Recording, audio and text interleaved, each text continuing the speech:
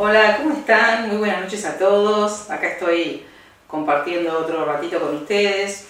En este programa Reencuentro, la historia de todos, para ayudarlos a pensar, acompañarlos, ofrecerles un espacio que normalmente no tenemos en nuestra vida cotidiana o en el ajetreo de lo diario, para sentarnos a pensar o reflexionar sobre nosotros, o tal vez poder mirar con este ojo observador del que siempre hablamos en todos los episodios, para poder mirar qué es lo que hay en nuestra vida y qué es lo que tal vez quisiéramos modificar y a lo mejor no tomamos ninguna iniciativa, no dimos ningún paso para poder modificarlo. A lo mejor en esta también naturalización que hacemos de las cosas, que uno va como acostumbrándose y muchas veces resignándose a cosas que de alguna manera no elegiría conscientemente, y sin embargo algunas veces se ve transitando situaciones, procesos, vínculos, no sé, imposibilidades, miedos, cuestiones que nos aparecen a todos, ¿no? En algún momento de la vida, y uno va como, siempre decimos, como en un barquito, y bueno, el barquito me lleva para acá o me lleva para allá y yo no me bajo, y a lo mejor podría bajarme del barquito si yo quisiera, sobre todo cuando la travesía que estoy teniendo no está buena, no me hace sentir bien, no está en coherencia con lo que yo de verdad necesitaría. Entonces estos espacios son como para detenernos un momentito y pensar o mirar algunas cosas. A lo mejor algunos de los temas que les comparto les tocan más, otros les tocan menos, pero absolutamente todos tienen que ver con cuestiones que, siempre digo que nadie puede decir esto no tiene nada que ver conmigo, este tema, ¿no es cierto? Salvo que no tenga una gran negación de las cosas. Hablo de la vida de todos nosotros, de los procesos de todos nosotros, de las cosas que nos son difíciles, cuando tenemos complicaciones, cuando tenemos dificultades, cuando tenemos enfermedades. Un tema que quiero compartir con ustedes hoy. A lo mejor muchos ya saben que yo me dedico, prioritariamente mi trabajo con las personas terapéuticamente es el trabajo con las enfermedades y los procesos, ¿no? Pero parte importante tiene que ver con las enfermedades. Cuando una enfermedad aparece en nuestro cuerpo, ¿de dónde aparece? ¿Cómo aparece? ¿Por qué aparece? ¿Para qué aparece? ¿No es cierto? Mostrándonos qué cosa de nosotros mismos. Podríamos decir en una primera instancia que una enfermedad trae un mensaje, es una respuesta de nuestro cuerpo. También tenemos que partir de la base de que funcionamos en lo que es el contacto con la realidad, en lo que es un mecanismo de estímulo de respuesta. Esto todos lo podemos ver con una claridad absoluta en nuestra vida cotidiana, ¿no es cierto? Salgo afuera y hace frío, siempre estos ejemplos, no tan simples y tan sencillos de entender. Salgo afuera, a 5 grados bajo cero, y yo estoy con una remerita, y bueno, me voy a poner a tiritar. ¿Por qué? Porque hay un estímulo del exterior y hay una respuesta adaptativa, biológicamente, de mi cuerpo para generar calor con el temblequeo, ¿no es cierto? Entonces, todo el tiempo estamos en ese mecanismo, aunque por supuesto nosotros no nos damos cuenta, no lo tenemos consciente. O hace 45 grados de calor y salgo afuera y voy a transpirar. ¿Por qué? Porque el cuerpo está intentando, desde la biología, bajar la temperatura del cuerpo para poder mantener la temperatura normal con el calor exterior. O sea que es importante que entendamos este principio elemental de la naturaleza, que es el estímulo y la respuesta. Entonces, esto no solo, ya ahora que lo digo, no solo se aplica a lo biológico, ¿no es cierto?, sino que se aplica a los vínculos también, a los estímulos que vienen del exterior de parte de otras personas o de actitudes de otras personas o vínculos que yo estoy con otras personas, donde viene algo de lo exterior energéticamente que a mí quizás me genere un sufrimiento, un malestar, una incomodidad, y yo tendría, hipotéticamente, tengo realmente la posibilidad de accionar con eso que sucede, preguntándome, en el mejor de los casos, que yo pudiera estar consciente de la situación y atenta y observadora de mí, qué es lo que yo quiero hacer con este estímulo que viene del exterior. Pero normalmente lo que hacemos casi todos es adaptarnos, racionalizar esos estímulos, encontrarles como una explicación dentro de nuestro marco conceptual, del modelo del mundo que cada uno tiene, y por supuesto, como he compartido con ustedes en todos estos episodios, todos nosotros funcionamos desde lo que somos, desde cómo nos hemos construido, desde la historia que tenemos, desde la valoración o no valoración que construimos internamente, ¿no? Un tema que prácticamente todo el mundo tiene que trabajar su autoestima, su autovaloración y su merecimiento, porque también hemos charlado cómo todos venimos con vulnerabilidades, vamos a llamarlas así, o heridas de las historias respectivas. Entonces no nos es tan fácil estar plantados correctamente frente a la realidad en un eje consciente donde yo voy a actuar de la manera óptima. Esto sucede, puede llegar a suceder si yo realmente hago un trabajo interesante sobre mí, veo cuáles son las cuestiones que traigo, busco algún tipo de metodología como para poder resolver, pero muchas veces sucede que uno no hace estas cosas.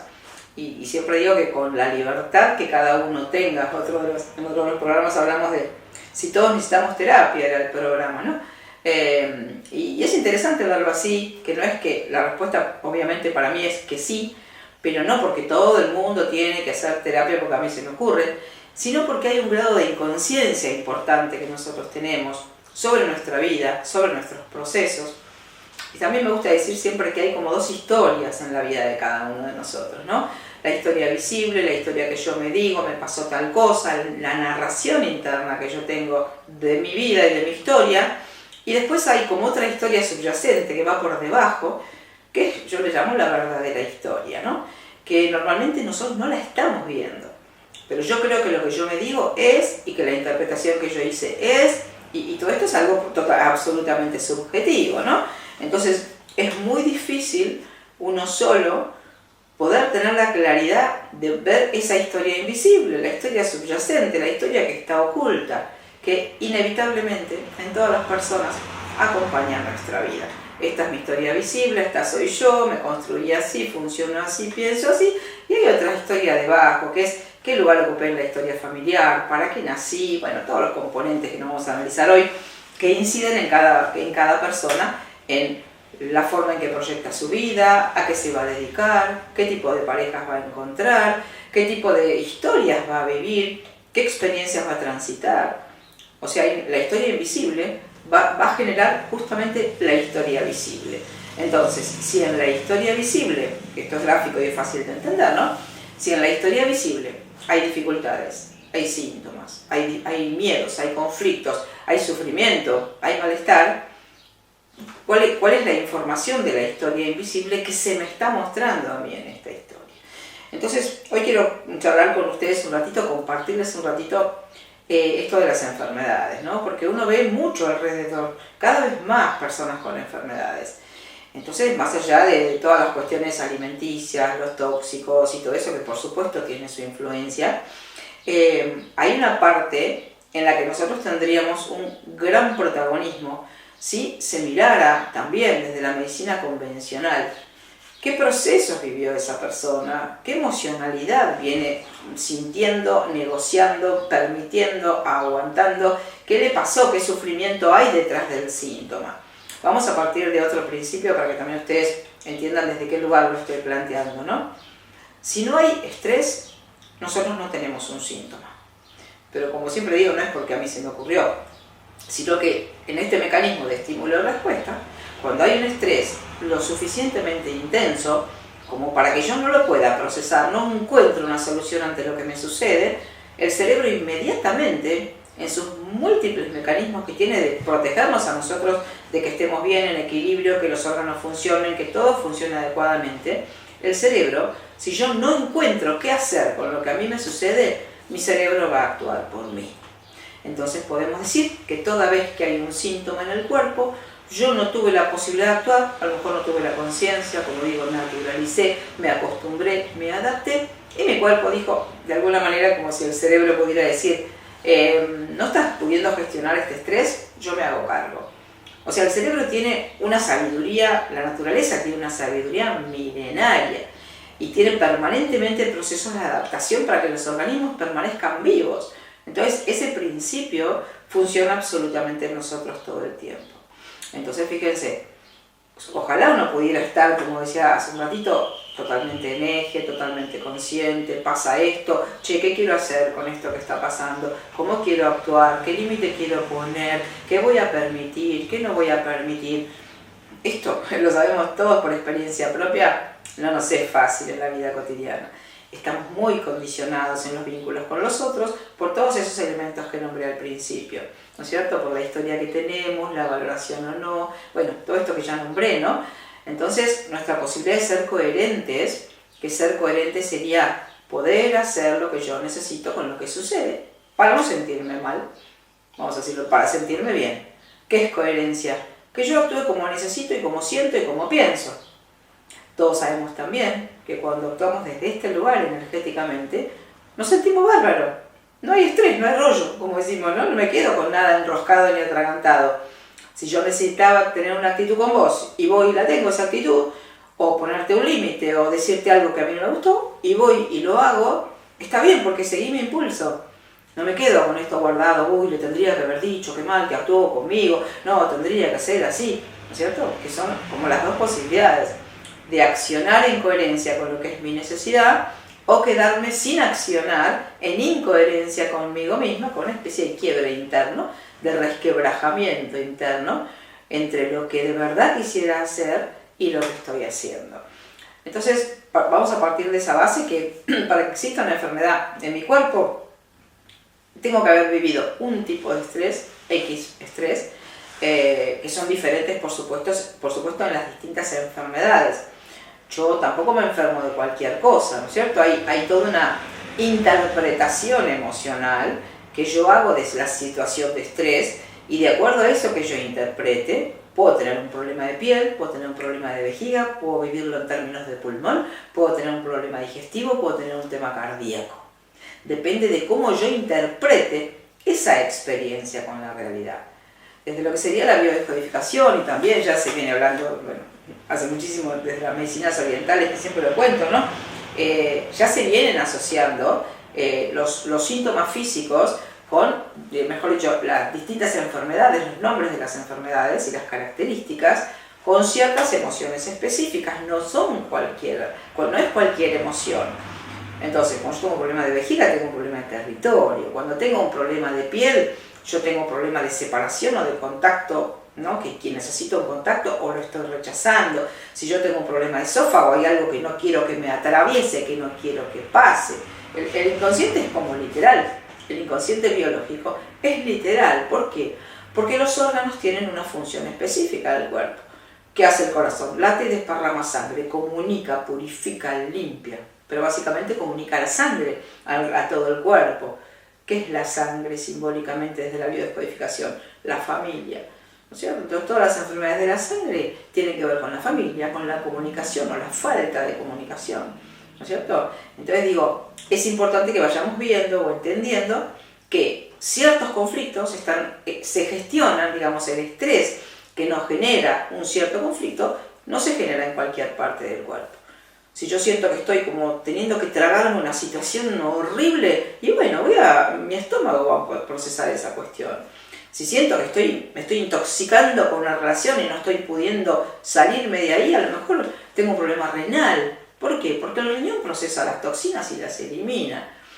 Entonces también ahora que digo esto, tenemos que saber que nuestro cerebro, nuestra persona, nuestro ser humano, funciona con dos lógicas, ¿no? Una lógica biológica, que es esta que estoy diciendo, no sé, me estuve al lado de un lugar donde había fuego y estuve demasiado cerca, a mí se me irritó la piel, lógicamente me quemé.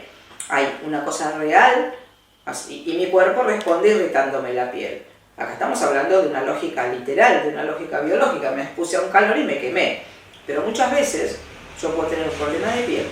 ¿Por qué? Necesito separarme de una persona y no puedo separarme de esa persona, no tomo la decisión y yo puedo tener un problema de piel, puedo tener una irritación de piel, puedo tener una eruptiva o lo que sea, el tipo de síntoma que sea, porque ese contacto me está quemando y no lo quiero, lo rechazo, pero me cuesta mucho tomar la decisión. Te doy ejemplos así salpicados para que entendamos un poquito que muchas veces hay una cuestión real ante la cual nuestro cuerpo responde de manera biológica, desde la lógica biológica.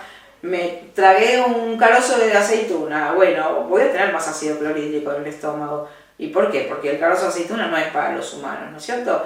Entonces, entró algo literalmente a mi estómago que no debería estar, mi estómago responde, el cerebro responde con más ácido clorhídrico. Estímulo y respuesta, ¿no es cierto? Pero muchas veces y hoy vemos muchísimas personas que tienen una gastritis crónica, por ejemplo. ¿Qué es una gastritis crónica? Un exceso de ácido clorhídrico más del habitual. ¿Para qué? Nos tenemos que preguntar. El cerebro de una persona está generando en el estómago más ácido clorhídrico. Porque hay supuestamente un bocado indigesto, un carozo de aceituna simbólico que está necesitando ser digerido de una manera sana para que de una vez, para que no genere un daño en el cuerpo, ¿no? Entonces, muchísimas de nuestras enfermedades, esto es interesante de pensarlo así, tienen que ver con cuestiones simbólicas. Me siento separada de, siento que me estoy aceptando, me estoy tragando una situación que no me gustaría, me siento desvalorizada en la relación con alguien, ¿cierto? Hay infinitas situaciones de nuestra vida que nosotros interpretamos, que es como si nos estuviéramos quemando, como si me estuviera indigestando, como si me estuviera intoxicando, como que estoy aceptando una cosa que no quiero aceptar, como que no estoy pudiendo marcar simbólicamente el territorio porque alguien me está invadiendo. Entonces hay toda una interpretación simbólica que hacemos y el cerebro da la misma respuesta físicamente si yo me traigo un carozo o un hueso de pollo que si, este ejemplo que digo, ¿no? Que voy, no sé, todos los días a trabajar y tengo un jefe con una cara que yo me siento mal apenas paso el umbral de la puerta. Ya me estoy como teniendo que tragar esa situación o fumarme esa situación, ¿no es cierto? Como decimos, que no quisiera, entonces necesito, como ya eso a mí me genera una subida del estrés, mi cuerpo necesita adaptarse a eso como si fuera un bocado simbólico que yo estoy aceptando. Entonces, ¿por qué les cuento todo esto? Porque es importante. Hoy tenemos acceso a muchísimas herramientas, ¿no? De conciencia, de cambio, de transformación. Como siempre digo, muchas trabajadas de una manera muy seria y muchas muy alivianadas, vamos a decir así, o muy revoltijadas con otra cosa, no existe la palabra.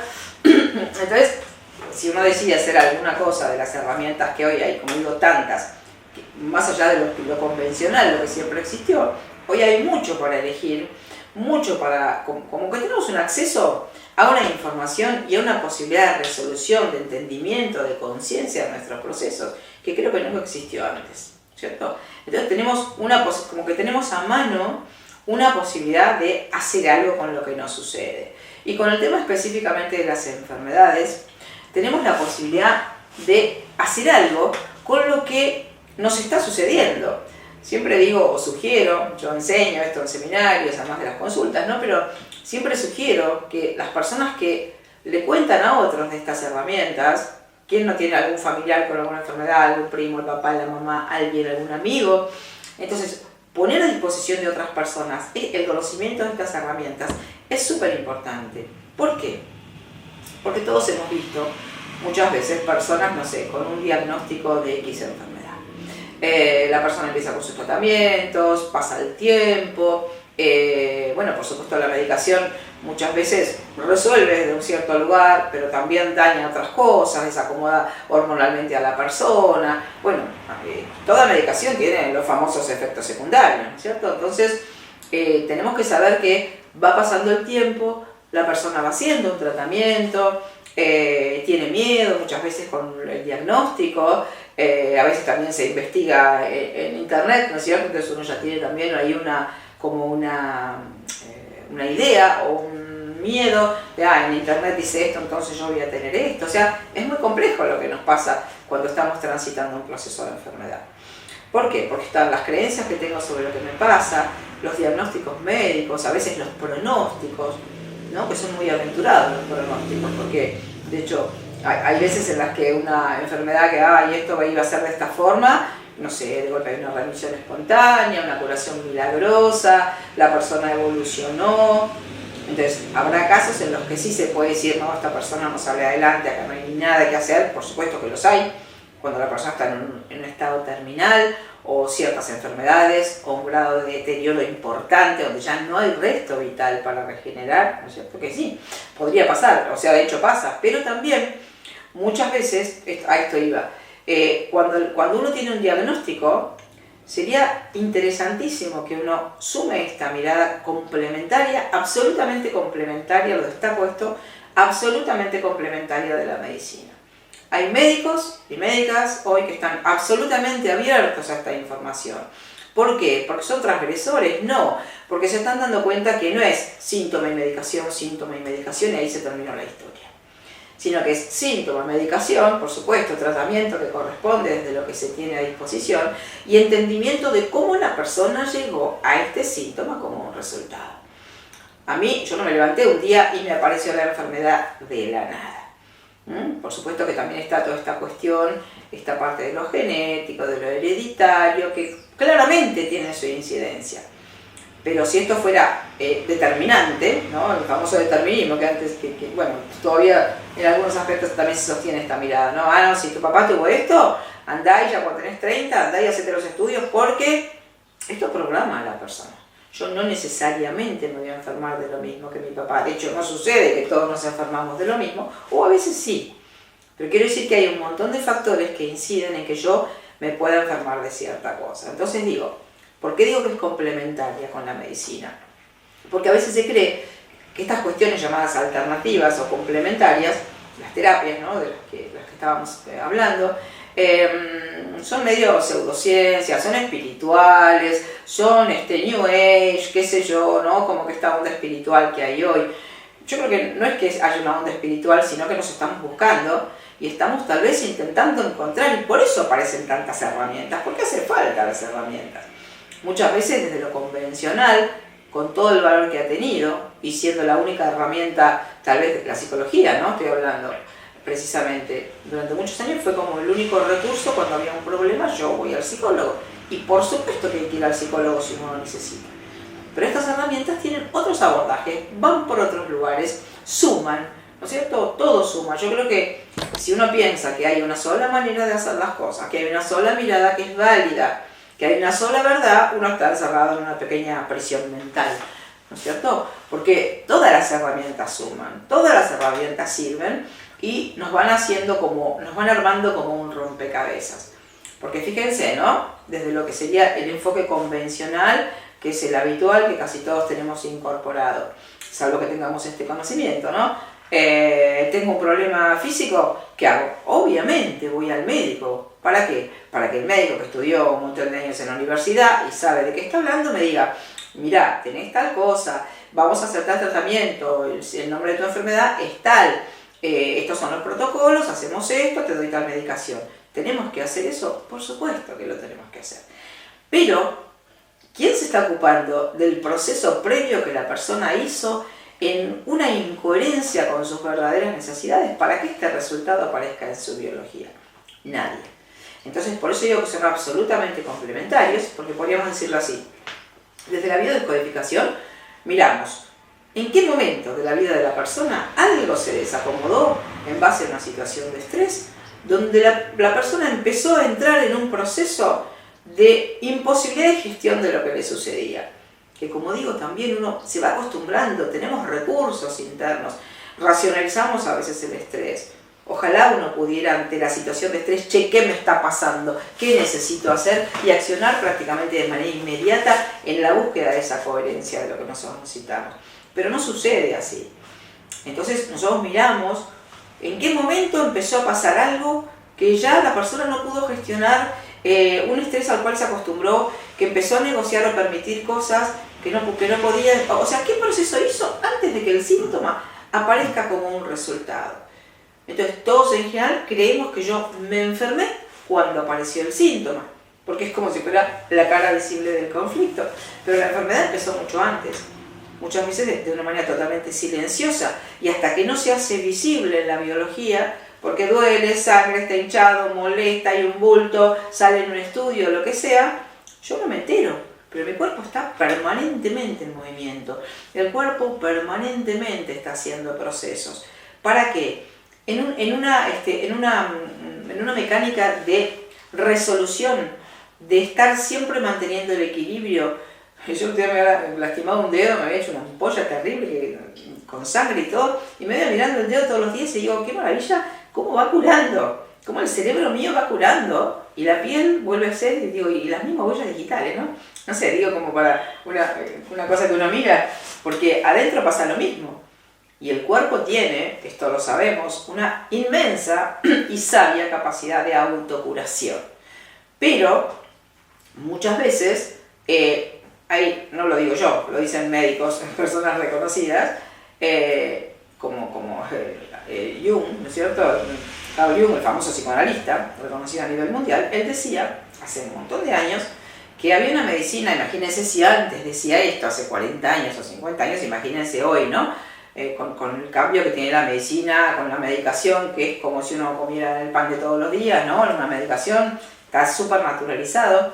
Él decía que había ya en aquel momento una medicina muy intervencionista, que enseguida se intervenía desde lo médico. Y él decía que la medicina tendría que actuar cuando hay, no sé, una pierna que se quebró, una apendicitis.